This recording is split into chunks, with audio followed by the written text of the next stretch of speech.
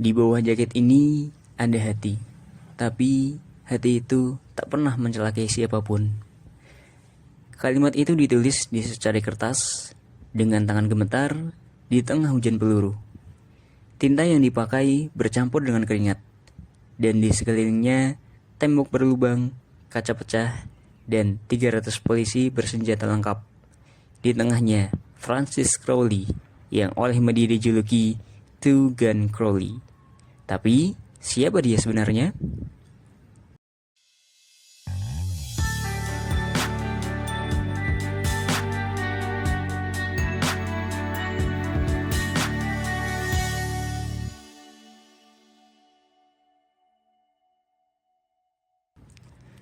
Nama aslinya adalah Francis Crowley. Lahir tahun 1910 di New York. Ia hidup di bawah bayang-bayang kemiskinan dan penolakan tanpa sosok ayah. Ibunya pun tidak mampu menahan kerasnya hidup. Saat remaja, dia mulai mencuri. Bukan karena lapar, tapi karena marah. Marah pada polisi, marah pada sistem, marah pada dunia. Dia yakin bahwa hidup lebih dulu mengkhianatinya, sehingga ia berhak membalas. Meski belum berumur 20 tahun, mereka menyebutnya berbahaya. Satu hal yang membuatnya terkenal, dia selalu membawa 2 pistol. Satu di pinggang kiri, satu di kanan, seakan sudah menjadi bagian dari tubuhnya. Karena itu, dia mendapat julukan Two Gun Crowley. Malam itu Manhattan berkilau dengan lampu neon. Jalanan basah oleh gerimis yang baru saja reda. Suara klakson taksi bercampur dengan musik samar dari bar di sudut jalan. Orang-orang terburu pulang, tak tahu bahwa di salah satu sudut kota sejarah kelam sedang ditulis. Polisi Frederick Rich baru saja menyelesaikan sebagian besar shiftnya. Ia adalah sosok polisi muda yang penuh disiplin, dikenal berhati lembut terhadap warga. Tapi malam itu instingnya terusik. Sebuah mobil Ford tua berwarna gelap terparkir mencurigakan di pinggir jalan. Dengan langkah hati-hati, Hirsch mendekat. Ia menyalakan senter kecil, mengintip ke dalam kabin mobil. Di balik kaca, duduklah Francis Crowley bersama seorang temannya. Hirsch pun mengetuk jendela. "Selamat malam, bisa buka sebentar?" Crowley menoleh perlahan dengan bibir tersenyum tipis. Di detik berikutnya, tanpa ada peringatan, tanpa ada kata-kata tambahan,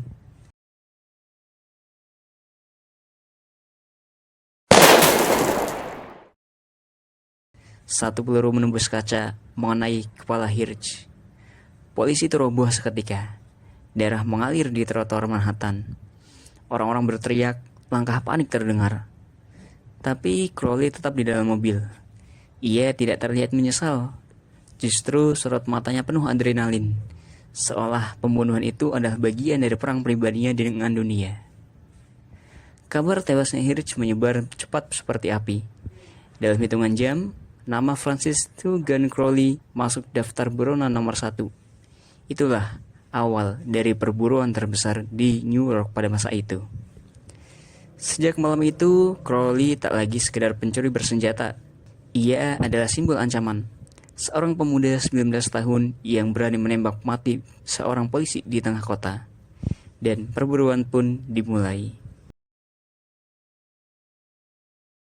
10 hari setelah penembakan di Manhattan, polisi melacak Crowley ke sebuah apartemen di West 9th Street. Malam itu jalanan di sekitar apartemen berubah menjadi panggung perang.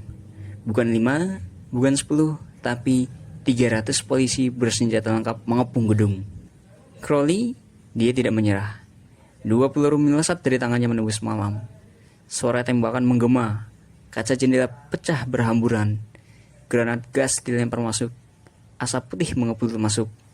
Udara di dalam ruangan semakin pengap. Tiap detik terasa seperti adegan film perang. Di sela tembakan, Crowley meraih secari kertas dan pena. Dengan tangan gemetar, ia menulis surat.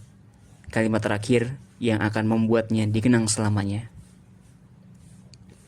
Di bawah jaket ini ada hati, tapi hati itu tak pernah mencelakai siapapun.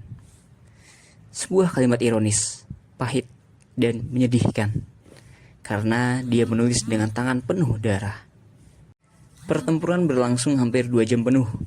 Ratusan peluru menghujani gedung, dinding penuh lubang, pintu terbelah, dan lantai dipenuhi pecahan kaca. Tapi pemuda berusia 20 tahun itu terus bertahan tak kenal takut. Seolah dunia memang hanya memberi satu pilihan, yaitu melawan sampai akhir. Akhirnya kelelahan mulai merayapi tubuh Crowley. Ia terbatuk, terhuyung, dan akhirnya ditangkap hidup-hidup. Beberapa bulan kemudian, persidangan dimulai. Ruang sidang dipenuhi wartawan, fotografer, dan warga yang ingin melihat secara langsung sang pembunuh polisi. Setiap kali Crowley masuk ruangan, lampu kamera berkilatan. Di ruang sidang, dia tetap diam.